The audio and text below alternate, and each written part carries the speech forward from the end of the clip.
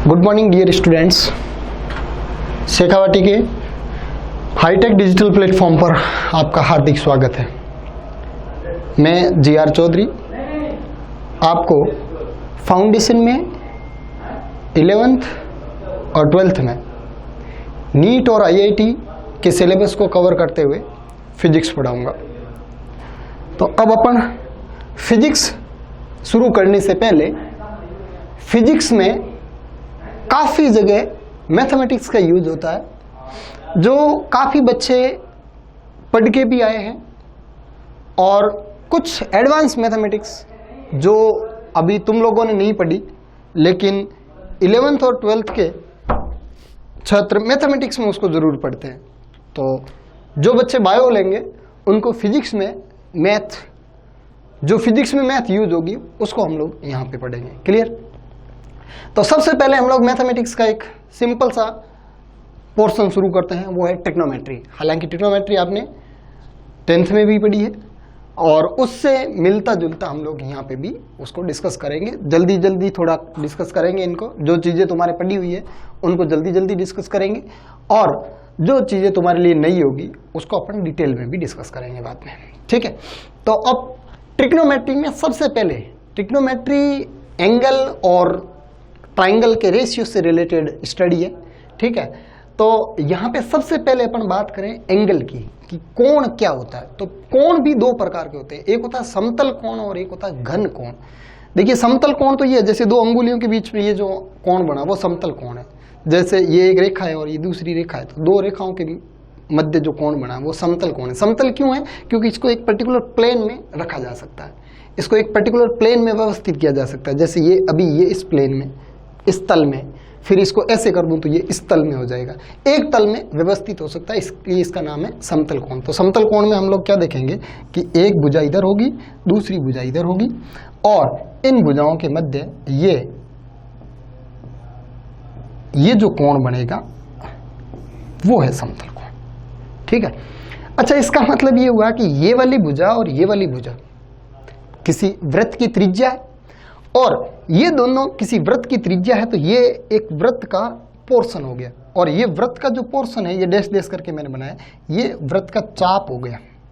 क्या हो गया? चाप। और ये होगी फिर त्रिज्या।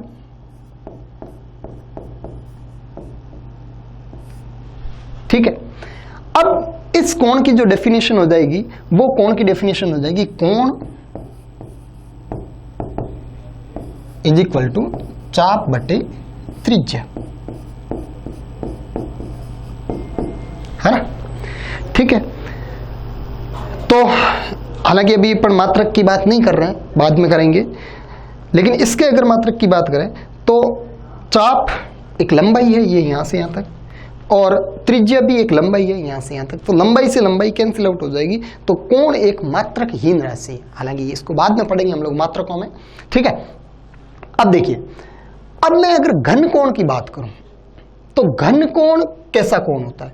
जैसे ये देखिए, ये इसके बीच में भी देख कोण बना, ये इसके बीच में, ये इनके मध्य जो कोण बना है, ये पांचों अंगुलियों के बीच में जो ये कोण बना है, ऐसा वो घन कोण है, जिसको सॉलिड एंगल कहते हैं। कौन सा एंगल कहते हैं?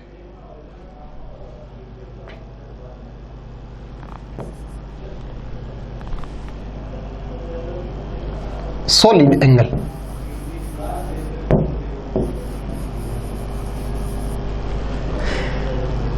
ये जैसे ये कोण किसी वृत्त का पार्ट है, या वृत्त के पार्ट चाप की वजह से उसके केंद्र पर अंतरित हुआ है, और ये वाला जो कोण है ना वो गोले के किसी अल्पांश, गोले के जो पृष्ठीय अल्पांश, जिसको क्षेत्रफल अल्पांश कहेंगे, उसकी वजह से फॉर्म होगा। ये जो कोण होता है वो, जैसे आपने एक कोण की अगर बात करें, कोण जैसे मेहंदी का कोण है, या आपने आइसक्रीम का कोण देखा है, तो आइसक्रीम के कोण के अंदर जो कोण बना है वो वाला कोण है ये। ठीक है? तो इसको अगर मैं यहाँ पे डायग्रामेटिकली आपको समझाना चाहूँ तो ये कुछ इस प्रकार से कोण होता है, ऐसे, ये ऐसे, ये इस टाइप से ऐसे, और जैसे इसमें तो सिर्फ दो रेखाएं थी, इस समतल कोण में सिर्फ दो रेखाएं, और रेखाओं को यहां से ऐसे मिलाने वाला पार्ट था चाप, और इसमें से बहुत सारी रेखाएं जो एक सेंटर पे मिल रही है, और उसको ऊपर से यहां पे मिलाएंगे तो एक टोपी नुमा बनेगा। ठीक है, तो ये इसके ऊपर एक टोपी बनेगी,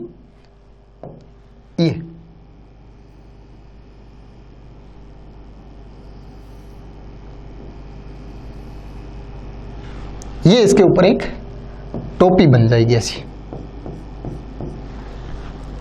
ठीक है, और अब इसमें ये यहां पे ये ऐसे एंगल बनेगा। ऐसे क्यों बनाया मैंने, ऐसे गोल क्यों बनाया? इसमें देखिए एंगल मैंने सिर्फ यही बनाया एंगल को शो करने के लिए, और इसमें मैंने ये यहां पे एक छोटा सा गोला बनाया। इसका क्या मतलब है? ऐसे पूरा ऐसे एंगल है। ठीक है, इसमें जैसे कोण बराबर था चाप बटे त्रिज्या, और इसमें कोण बराबर होगा, यहां पे अगर मैं कोण की बात करूं, कौन सा कोण? घन कोण। तो यहां पे घन कोण बराबर होगा, ये जो टोपी है ना उसको कहेंगे टोपी का क्षेत्रफल, टोपी का क्षेत्रफल बट्टे ये यहां पे इसमें ये टोपी क्या है? गोले का एक पोर्शन है। जैसे ये चाप क्या था? वृत्त का एक भाग था, ऐसे ये टोपी गोले का एक पोर्शन है। ऐसे बहुत सारी ऐसे टोपियां बन करके पूरा गोला ही तो बनाएंगे। ठीक है, और ये क्या हो जाएगी? गोले की त्रिज्या, तो बट्टे त्रिज्या का स्क्वायर, त्रिज्या का स्क्वायर। देखिए यहां पे लंबाई बट्टे लंबाई मात्रकहीन राशि बन रही थी, और यहां पे क्षेत्रफल बट्टे क्षेत्रफल का मात्रक क्या है? Metre square. मीटर स्क्वायर बटे त्रिज्या का मात्रक मीटर, लेकिन त्रिज्या स्क्वायर का मात्रक मीटर स्क्वायर। तो यहां पे क्षेत्रफल का मात्रक मीटर स्क्वायर और त्रिज्या स्क्वायर का मात्रक मीटर स्क्वायर, फिर वापस कैंसिल हो जाएगा और ये भी राशि मात्रकहीन होगी। तो इस घन कोण का भी कोई मात्रक नहीं है, और इस समतल कोण का भी वैसे कोई मात्रक नहीं आ रहा है, अगर मैं लंबाई से लंबाई और इधर क्षेत्रफल से त्रिज्या स्क्वायर को अगर काटूं तो। लेकिन इसका हम लोग एक मात्रक देते हैं, इसके मापन के लिए हम लोग एक मात्रक यूज करेंगे, उनको पूरक मात्रक कहते हैं। ठीक है, स्टैंडर्ड मात्रक नहीं है, वो पूरक मात्रक है। तो इसका मात्रक होगा रेडियन। क्या मात्रक होगा? रेडियन। और इसका मात्रक होगा स्टेरेडियन। इसका क्या मात्रक होगा? स्टेरेडियन। घन कोण का मात्रक स्टेरेडियन और समतल कोण का मात्रक रेडियन। लेकिन स्टैंडर्ड मात्रक ऐसा ही जो वास्तविक मात्रक है वो नहीं है, इनको फिर पूरक मात्रक नाम दिया आपने। कौन सा मात्रक है ये? पूरक, सप्लीमेंट्री। ठीक है, अब देखो, अब समतल कोण की जो वैल्यू होती है वो कितनी होती है? तो देखिए समतल कोण, ये अगर भुजा इतनी पास में आएगी तो कोण घटेगा। जैसे ये भुजा को स्थिर रख दिया मैंने यहाँ पे, ठीक है, और इस भुजा को नजदीक लाया जाए तो एंगल घटेगा, डिक्रीज होगा, और इस भुजा को ऐसे बढ़ाया जाए तो एंगल बढ़ेगा। तो ये एंगल यहां से लेकर के यहां तक बढ़ सकता है। तो समतल कोण का जो मैक्सिमम वैल्यू होती है वो 360 डिग्री होती है। कितनी होती है? 360 डिग्री, या इसको कहेंगे 2 पाई। अच्छा, ये कैसे आया 360 मैक्सिमम वैल्यू?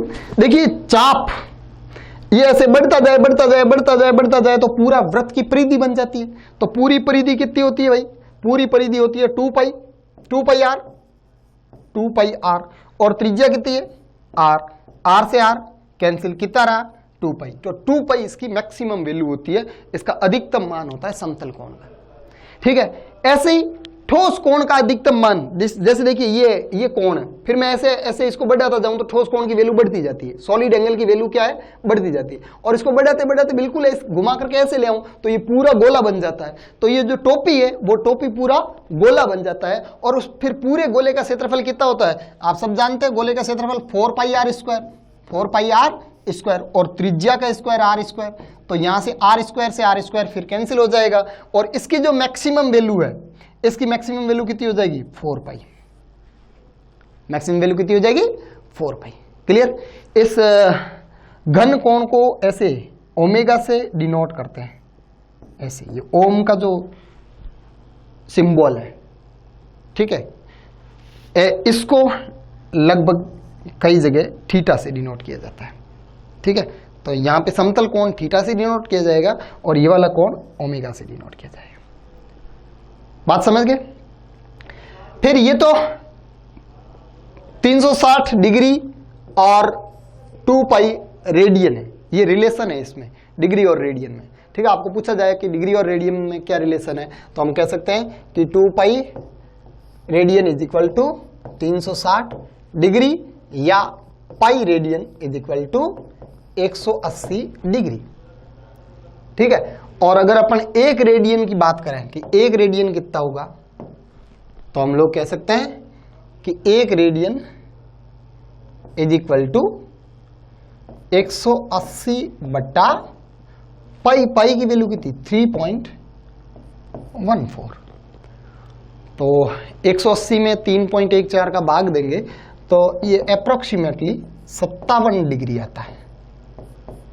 एक रेडियन बराबर कितना आता है 57 डिग्री। ठीक है, और एक डिग्री बराबर कितने रेडियन होगा तो वो भी देख लें आप। यहां पे देखें, आपको पता है 360 डिग्री बराबर होता है 2 पाई रेडियन, और यहां से एक डिग्री बराबर होगा 2 पाई बट्टा 360, और इसको मैं लिख सकता हूं पाई बट्टा 180 डिग्री। समझ गए? इसके अलावा एंगल के मात्रक और भी होते हैं, एंगल का मेजरमेंट और भी होते हैं। जैसे मैं इसको एक बार आप स्क्रीन को रोक करके या इसका स्क्रीनशॉट लेकर के आप नोट्स बनाएं खुद कि कोण क्या होता है, समतल कोण क्या होता है, घन कोण क्या होता है, प्रॉपर नोट्स बनाने हैं। क्लियर? जिस सीक्वेंस में मैंने लिखा है उसी सीक्वेंस में आपको नोट्स बनाने हैं। ठीक है, सबसे पहले ये एंगल की डेफिनेशन, फिर समतल कोण के बारे में, फिर घन कोण के बारे में, फिर समतल कोण का मैक्सिमम मान 360 डिग्री या 2 पाई रेडियन, और फिर घन कोण का अधिकतम मान 4 पाई रेडियन। ठीक है, या 720 डिग्री 4 पाई रेडियन कह दो या 720 डिग्री कह दो। ठीक है, इसके बाद में डिग्री और रेडियन में रिलेशन कि एक रेडियन बराबर कितने डिग्री होता है। एक रेडियन बराबर होता है आपके पास 57 डिग्री, और ऐसे ही एक डिग्री बराबर इतने रेडियन। इसके अलावा आपको पता होगा, मैं इसको रफ कर रहा हूं अब,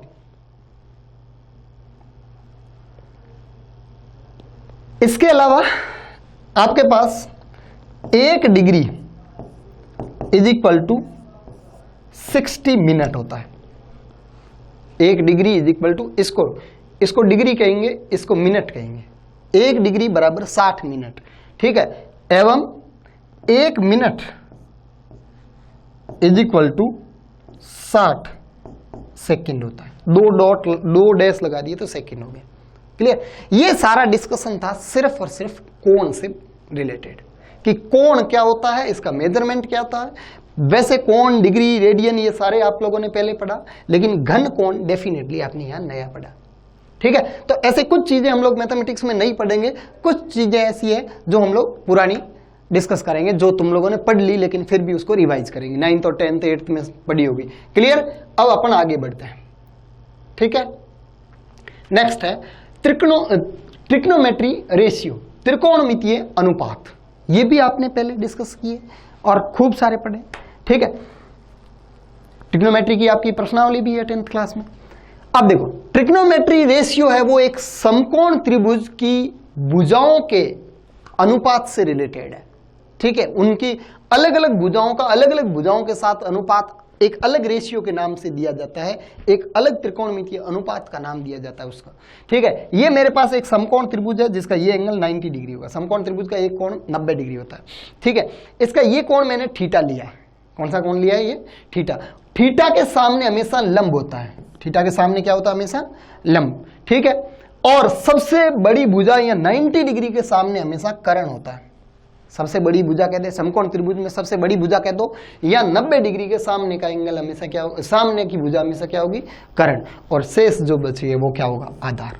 ठीक है, अब इनके रेशियो है वो आपने छोटी क्लासों में देखा होगा, लाल बट्टा कक्का से, लाल बट्टा का से याद रखा जाता है। कैसे? देखो, लाल बट्टा कक्का का क्या मतलब है? यहां या एल का मतलब लंब है, ए का मतलब आधार है, K का मतलब करण है, ठीक है। और इसको आप यहां से साइन, कॉस, टेन, कॉट, सेक और कोसेक ऐसे नाम दे दोगे, इधर से ऐसे, ठीक है। Sine theta, cos theta, tan theta, cot theta, sec theta, cosec theta, ठीक है। अब हम लोग एक एक करके सबका नाम लिख देते हैं कि भी कौन सा रेशियो किसको व्यक्त कर रहा है। देखें, साइन, तो साइन थीटा क्या है, एल बटा के, यानी लंब बटा करण, ठीक है। कॉस थीटा क्या है, कॉस थीटा ए बटा के, यानी आधार बटा करण, आधार बटा करण, ठीक है। और टेन थीटा क्या है, tan theta, tan theta L बटा ए, यानी लंब बटा आधार, समझ गए, ठीक है। Sine theta, cos theta, tan theta. और ऐसे ही इसके उल्टे, ये उल्टे हो जाएंगे, ये कॉट थीटा आधार बटे लंब, सेक थीटा कर्ण बटे आधार, और कोसेक थीटा कर्ण बटे लंब, ठीक है। तो इसका उल्टा कर दूं तो वो सामने वाले बन जाएंगे, ठीक है। तो इसका मतलब ये हुआ कि इसका उल्टा यानी कर्ण बटे लंब, कर्ण बटे लंब क्या है, कोसेक थीटा। इसका मतलब ये हुआ जो कोसेक थीटा है, कोसेक थीटा वो एक बटा साइन थीटा है, यानी साइन थीटा का व्युत्क्रम क्या है, कोसेक थीटा। इसको उल्टा करने का मतलब क्या है, व्युत्क्रम करना है। भाई x लिखा हुआ है कहीं, तो x का उल्टा क्या हो गया, 1/x, व्युत्क्रम, ठीक है। तो यहां पे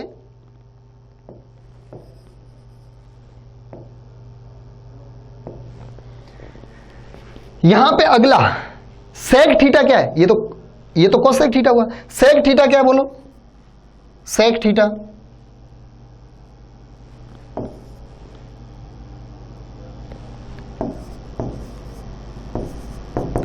एक बटा कॉस थीटा। और ऐसे ही कॉट थीटा क्या है, एक बटा टेन थीटा। क्लियर। तो ये 6 प्रकार के ट्रिग्नोमेट्री रेशियो है जो आप पहले से ही जानते हैं, ठीक है।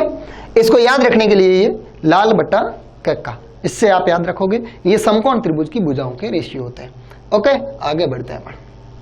यस, फिर है त्रिकोणमितीय अनुपात सारणी। ये भी काफी अच्छी तरीके से आपको याद है कि त्रिकोणमितीय अनुपात सारणी है वो कैसे बनती है और कैसे इनकी वैल्यूज होती है, वो कितनी कितनी होती है। देखें, त्रिकोणमितीय अनुपात नॉर्मली आपने जो पढ़े हैं उनकी जो वैल्यू पढ़ी है वो 0 डिग्री, 30 डिग्री, 45 डिग्री, 60 डिग्री और 90 डिग्री के लिए पढ़ी है नॉर्मली आपने वैल्यू, ठीक है। और इनकी वैल्यूज कैसे आपने याद रखी है या कैसे आपने बनाई है वो देखें। सबसे पहले देखें, इधर मेरे पास एक 0 से लेकर के 1 तक ये लंबाई है। इसको 4 भागों में बांट दिया, 4 भागों में बांट दिया तो ये 0, यहां पे कितना होगा 1/4, फिर यहां आधा आ जाएगा 1/2, फिर ये पौना आ जाएगा 3/4 और फिर ये 1 हो गया, ठीक है। अब मैं इसका अंडर रूट ले लूं, इस पूरे का क्या ले लूं, अंडर रूट, ठीक है। वर्गमूल ले लूं तो 0 का वर्गमूल क्या होगा 0, 1/4 का वर्गमूल 1/2, 1/2 का वर्गमूल 1/√2 और 3/4 का 3 का √3 और 4 का 2 और 1 का 1। ये जो वैल्यू है ये यहां पे लिख दें अपन 0, 1/2, 1/√2 और √3/2 और 1। ये मान हो जाएंगे अपने पास साइन थीटा के। किसके मान होंगे? साइन थीटा के। अब अगर अपन कॉस थीटा के मान ज्ञात करें तो इसका उल्टा कर दो ऐसे, तो वो 1, फिर √3/2, फिर ये उल्टा सीधा, ये तो बीच में आ रहा है तो 1/√2, और फिर ये वाला आ जाएगा 1/2 और फिर 0। यानी साइन 0 0 होता है जबकि कॉस 0 1 होता है, और साइन 90 1 होता है जबकि कॉस 90 0 होता है। एकदम उल्टे मान चलते हैं इसमें, ठीक है। अब अगर अपन टेन थीटा की बात करें, किसकी बात करें? टेन थीटा की। आपको पता है टेन थीटा बराबर क्या होगा? Sine theta upon cos theta, ठीक है। तो tan theta equal to sine theta upon cos theta होगा। तो यहां से इनके अगर अपॉन में भाग दे दूं, ये अपॉन ये 0, यानी 0/1 0, फिर इसका मैं भाग दूं तो यहां पे ये 1/√3। कैसे? 2 से 2 कट जाएगा, फिर यहां पे भाग दूं तो √2 से √2 कैंसिल हो जाएगा, ये 1 हो जाएगा, और यहां पे भाग दूं तो यहां पे 2 से 2 कैंसिल हो जाएगा और ये √3 हो जाएगा, और ये 1/0 अनंत। 1/0 कितना हो जाएगा? अनंत, ठीक है। फिर आगे नेक्स्ट अगर अपन निकालना चाहें तो अब अभी अपन ने देखा था कि भी जो इससे आगे क्या होगा? Cot theta. कॉट थीटा क्या होता है? 1/tan theta. तो टेन थीटा की जो वैल्यू है उनको उल्टा कर दो, ठीक है। फिर नेक्स्ट कौन सा आएगा? सेक थीटा, उसको इसका उल्टा कर देंगे, और फिर कोसेक थीटा में इसका उल्टा कर देंगे। क्लियर? ये हुआ 0 से लेकर के 90 तक। लेकिन आपको यहां पे कुछ वैल्यू याद रखनी है, वो 0 से लेकर के 180 डिग्री तक एक साथ याद रखनी है। तो मैं आपके सामने एक सारणी ला रहा हूं, उस सारणी से आप ध्यान दें। ये चीज नोट कर ले आप। ये 0 से 90 तक ऐसे, फिर 90 से आगे वापस जिस अंतराल में इधर की तरफ ये एंगल की वैल्यू थी, वैसे इधर की तरफ एंगल की वैल्यू ले लें। ये 90 से 30 कम है तो ये 30 ज्यादा, ये 90 से 45 कम है तो ये 90 से 45 ज्यादा, ठीक है। ऐसे बराबर है दोनों साइड में, ठीक है। और अब वापस इधर की तरफ जैसी वैल्यू होगी वैसी वैल्यू इधर की तरफ होगी। याद रखने का सिंपल सा तरीका, ठीक है। इसमें इधर की तरफ जो वैल्यू होगी उनका नेगेटिव इधर की तरफ होगा, ठीक है। ऐसे चलना दोनों तरफ, ऐसे इधर की तरफ जो वैल्यू है उसका नेगेटिव इस तरफ, जैसे इधर इससे इधर आते हैं तो 1/2, तो इधर -1/2, उसमें पॉजिटिव होगा दोनों तरफ, ठीक है। फिर इसमें 90p अनंत, तो जैसा इधर चल रहा है उसका उधर वैसा का वैसा नेगेटिव होगा, ठीक है। और ये 3 रेशियो आपको दिए हुए हैं, और 3 नेक्स्ट आप इसका लिख सकते हैं, बना सकते हैं, लेकिन 3 बहुत है। आगे अपने को नोट्स में बनाने की जरूरत नहीं है, हम लोगों को पता है कि कैसे आगे के निकालने हैं। ओके, ये हुए आपके पास त्रिकोणमितीय सारणी, ठीक है। आपको ऐसे 1 बाय 1 करके साथ साथ में नोट्स बनाना है, ठीक है। अब अपन आगे डिस्कस करते हैं, ये एक महत्वपूर्ण त्रिभुज है, ये एक बहुत ही इंपॉर्टेंट ट्राइंगल है हमारे पास, जिसका ये एंगल 90 डिग्री है और ये एंगल 37 डिग्री है, ठीक है। ये 90 होगा, ये 37 होगा, तो आपको पता है ये 90 है तो बाकी दोनों का योग 90 होगा, तो ये 37 है तो ये 90 - 37 होगा, तो 90 - 37 कितना होता है भाई? 53 डिग्री। ये वाला एंगल 53 डिग्री है, ठीक है। इस त्रिभुज की खासियत क्या है? इस त्रिभुज की खासियत यह है कि इसकी भुजाएं 3:4:5 में होती है। खास बात, इसकी भुजाएं 3:4:5 में होती है। किसकी भुजाएं? वह समकोण त्रिभुज जिसका एक कोण 37 डिग्री होता है, उसकी भुजाओं का अनुपात 3:4:5 होता है। तो 5 तो कर्ण होगा सीधा सीधा, सबसे बड़ा अनुपात तो किसका है? सबसे बड़ी भुजा का। तो बड़ी भुजा कौन है? कर्ण, तो कर्ण हो गया 5, ठीक। अब 3 कोण है और 4 कोण है, तो छोटे कोण के सामने भुजा छोटी और बड़े कोण के सामने भुजा बड़ी। तो ये है 37, तो ये वाली भुजा हो जाएगी 3, और ये है 53, तो ये वाली भुजा हो जाएगी 4। समझ गए?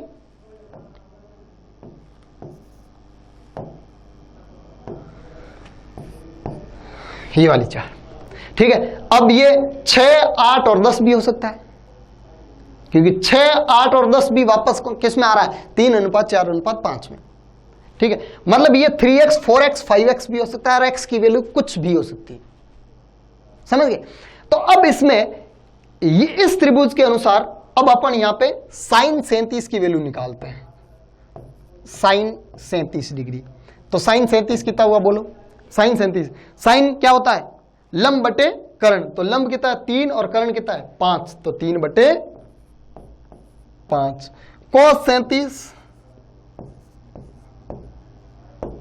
37 डिग्री, cos आधार बटे कर्ण, आधार 4 कर्ण 5, 4 बटे 5। ये वैल्यू आपको याद रखनी है, बहुत इंपॉर्टेंट है, ठीक है। और फिर tan 37, बाकी वैल्यू इसके व्युत्क्रम करके निकाल सकते हो आप, ठीक है। tan 37 लंब बटे आधार, लंब कितना 3 और आधार कितना है 4, 3 बटे 4, ठीक है। इसके बाद में हम लोग नेक्स्ट डिस्कस करेंगे, ये तो 37 डिग्री के लिखे अनुपात। अब अपन 53 डिग्री के लिए अनुपात लिखना चाहें तो साइन 53। अब आपको पता है जिस कोण को लिया जाता है उसी के अनुसार लंब और आधार डिफाइन होता है। तो आपने कोण 53 को लिया है तो 53 के सामने ये लंब हुआ। आप कभी ऐसे याद मत रखना कि जो खड़ी भुजा होती है वो लंब होता है, जो ऐसे हॉरिजॉन्टल होती है या क्षैतिज भुजा होती है वो हमेशा आधार होता है, नहीं, कोण के सामने हमेशा लंब होता है। तो आपने पहले जो कोण लिया था वो 37 लिया था, तो इस त्रिभुज में आपके लिए लंब ये था। और अब आप कोण कौन सा ले रहे हो 53, तो आपके लिए लंब ये हो जाएगा, समझ गए मेरी बात। अब 53 के लिए ये लंब है, ठीक है।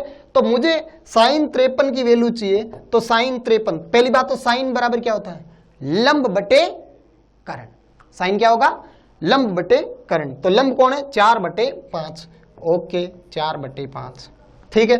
फिर cos 37, cos 53 सॉरी, cos 53 की वैल्यू, cos 53 की वैल्यू, cos आधार बटे कर्ण, आधार 3 है कर्ण 5 है, 3 बटे 5। फिर tan 37 की वैल्यू, tan 53 की वैल्यू सॉरी,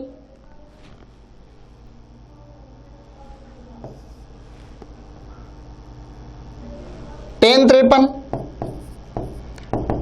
आपका कितना हो जाएगा, tan लंब बटे आधार, लंब 4 है आधार 3 है, रिलेट कर दे। जो साइन 37 की वैल्यू है, जो साइन 37 की वैल्यू है वो cos 53 की है, और जो cos 37 की है वो साइन 53 की है, और यह उल्टा है, 4 बटे 5 नहीं सॉरी, ये लंब बटे कर्ण, ये बटे 3 है।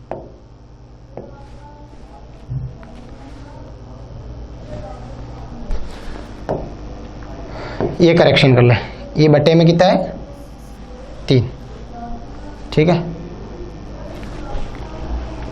4 बटे 3, ये उल्टा है 3 बटे 4 और 4 बटे 3, ठीक है। ये वैल्यू आपको याद रखनी है, ये आगे आपके काम आएगी, ठीक है। आगे कई सारे क्वेश्चंस में ये यूज होगी, ठीक। नेक्स्ट देखते हैं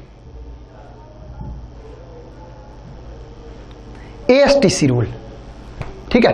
अब ये एएसटीसी रूल क्या है, एएसटीसी का मतलब क्या है वो देखिए ध्यान से।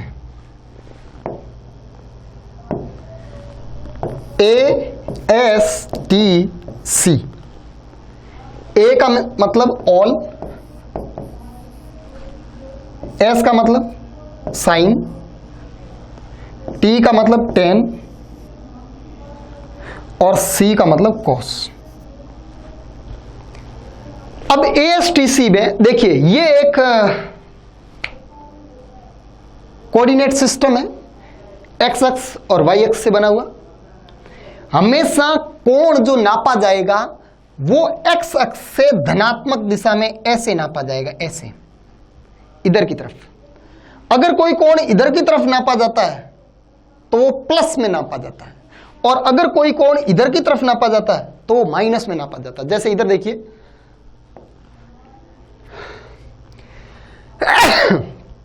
इधर देखें,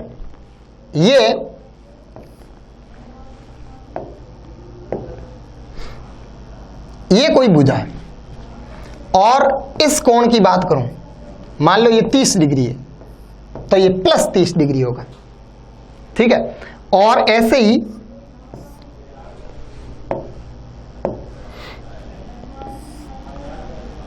इस कोण की अगर मैं बात करूं और ये कोण की वैल्यू 30 डिग्री है तो ये माइनस 30 डिग्री होगा। ध्यान रखना, पहले इधर की तरफ नापा गया कोण धनात्मक और इधर की तरफ नापा गया कोण ऋणात्मक होगा। ये पॉजिटिव नेगेटिव का फर्क है। अब आगे देखें ध्यान से,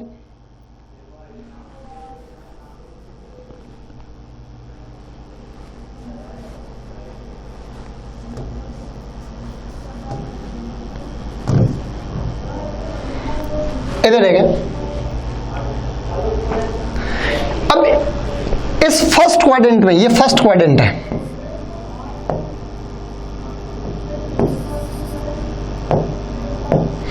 ये फर्स्ट क्वाड्रेंट है, पहला चतुर्थांश, ये दूसरा चतुर्थांश, ये तीसरा चतुर्थांश और ये चौथा चतुर्थांश। 4 चतुर्थांश होते हैं, ठीक है। और पहले चतुर्थांश में सभी पॉजिटिव होते हैं, सभी positive, all positive, all positive. Sine, cos, tan, sec, cosec, cot, सारे के सारे 0 से लेकर के 90 तक, ये यहां पे होते हैं 0 से लेकर के 90 तक। 0 से लेकर के 90 तक अगर एंगल होगा उसमें सब के सब पॉजिटिव होंगे। और 90 से लेकर के 180 तक अगर एंगल होगा, 90 से 180 तक एंगल होगा तो उसमें साइन, और साइन का उल्टा कौन होता है? कोसेक, क्योंकि कोसेक है क्या, 1/sin ही तो है, तो जो चिन्ह साइन का होगा वही चिन्ह किसका होगा? कोसेक का होगा, ठीक है। तो साइन और कोसेक यहां पे पॉजिटिव होंगे और बाकी सारे नेगेटिव होंगे। कब? जब थीटा की वैल्यू 90 से 180 के बीच में होगी। और जब थीटा की वैल्यू यहां 180 से 270 के बीच में होगी, ये 90-90 के 4 भाग है जिसको 4 चतुर्थांश कहते हैं, ठीक है। जब थीटा की वैल्यू 180 डिग्री से 270 डिग्री के मध्य होगी, उसमें टी फॉर टेन, टेन और टेन का उल्टा कौन होता है? कॉट। तो यहां पे टेन और कॉट 2 पॉजिटिव होते हैं, बाकी सारे नेगेटिव होंगे यहां पे। और इधर 270 से थीटा की वैल्यू 360 के बीच में होगी। जब थीटा 270 से 360 के मध्य होगा उस दौरान सी फॉर कॉस, यानी कॉस और सेक, कॉस और सेक, कॉस और सेक पॉजिटिव होंगे, बाकी सब के सब नेगेटिव होंगे। एएसटीसी से याद रखना आपको, ए फॉर ऑल पॉजिटिव, यानी जब थीटा की वैल्यू 0 से 90 के बीच में आ रही है सब के सब पॉजिटिव होते हैं। यानी अभी तक आपने जो त्रिकोणमितीय अनुपात सारणी देखी थी वो थीटा 0 से 90 के बीच में देखी थी, और थीटा 0 से 90 के बीच में 6 के 6 पॉजिटिव थे रेशियो, सारे के सारे रेशियो पॉजिटिव थे। अभी आपने यहां पे जो टेबल देखी थी वो 180 डिग्री तक की थी। 180 डिग्री में आपने क्या देखा था? पहला वाला साइन पॉजिटिव था लेकिन बाकी 2 क्या थे? नेगेटिव थे। कब? जब आपने 90 से 180 के बीच में देखा था। तो 90 से 180 के बीच में साइन पॉजिटिव होता है और कोसेक पॉजिटिव होता है। तो कोसेक इस सारणी में था नहीं, बाकी टेन देखा था आपने, कॉस देखा था, वो नेगेटिव थे। इधर से सेकंड हाफ में आपने देखा था इधर की तरफ, ठीक है। फिर अगर थीटा अगर 270 से 360 के बीच में होता है तो आपका टेन और कोट पॉजिटिव होता है और बाकी सारे नेगेटिव होते हैं। और अगर थीटा 270 से 360 के मध्य होता है तो कॉस और सेक पॉजिटिव होता है, ठीक है। ये फर्स्ट क्वाड्रेंट में, ये सेकंड क्वाड्रेंट में, ये थर्ड क्वाड्रेंट में, ये फोर्थ क्वाड्रेंट के लिए होता है। A for all, S for sine और साइन का व्युत्क्रम कोसेक, ठीक है। टी फॉर टेन और टेन का व्युत्क्रम कॉट, और सी फॉर कॉस और कॉस का व्युत्क्रम सेक। क्लियर? तो ये एएसटीसी रूल से कौन पॉजिटिव है कौन नेगेटिव है इनके बारे में हम लोगों ने बात की। फिर अपन एएसटीसी में कल और डिस्कस करेंगे इससे संबंधित, ठीक है। ओके।